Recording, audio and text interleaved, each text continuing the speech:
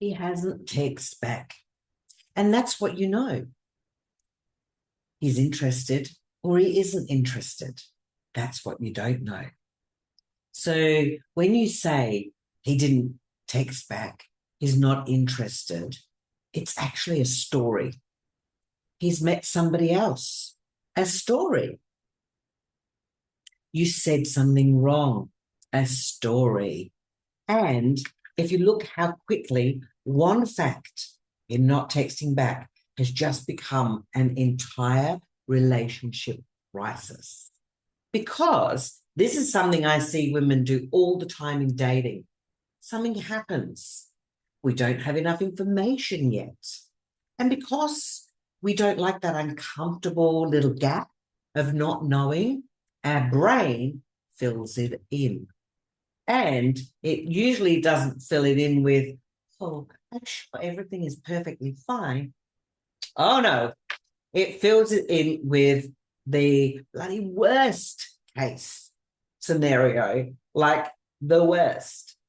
So what actually happened? Let's have a look at this. So slow it right down. Maybe you've been talking to a man. Maybe he's been texting you every morning. Good morning. How did you sleep?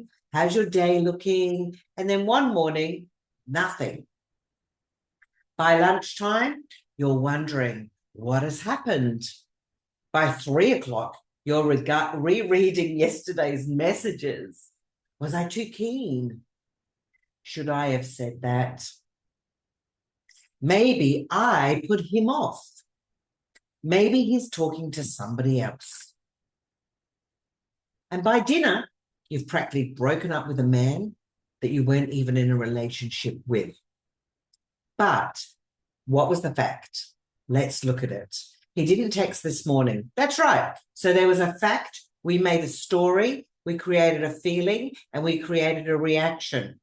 And this really is something I want you to start noticing in your own dating life. There are 4 parts. 1, what happened?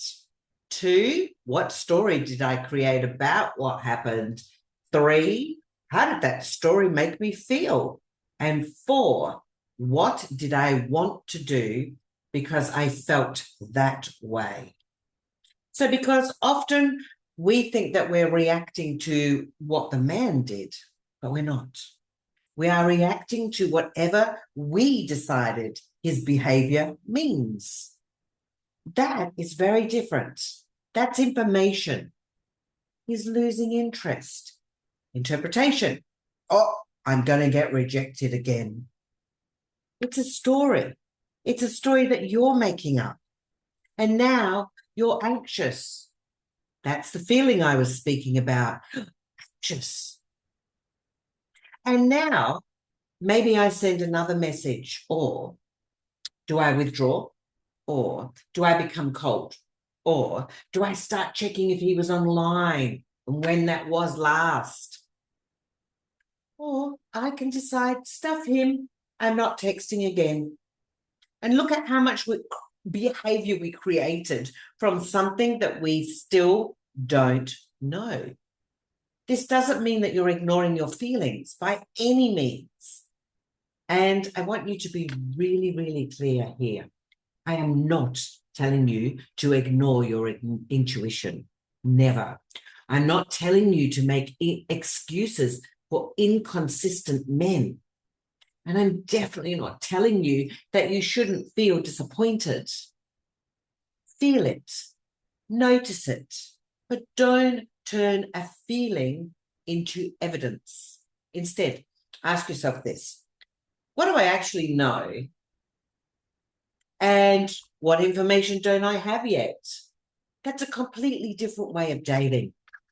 I do that with my clients. I use something called the reality ratio, and you'll probably find a little video about it under the Womentor method playlist. It's simply about separating what is real from what we've added. Because the more anxious we become, the easier it is for the story to get bigger and bigger. More importantly, bigger than the evidence. So once you learn to catch yourself doing something, then something really powerful happens. You don't have to control him. You don't have to control the outcome. You don't even have to stop wanting him to text. You just stop allowing your imagination to make the decisions before you have enough information. So the next time he goes quiet, changes his texting, takes longer to reply, or does something you don't understand, before you decide what it means, ask yourself this: what actually happened? What have I added? And what information am I still waiting for? Because dating gets a hell of a lot easier when you stop trying to solve the relationship before you've collected the evidence. And sometimes his silence will give you an answer. But let his behavior give the answer, not the bloody Netflix series that you created in your head.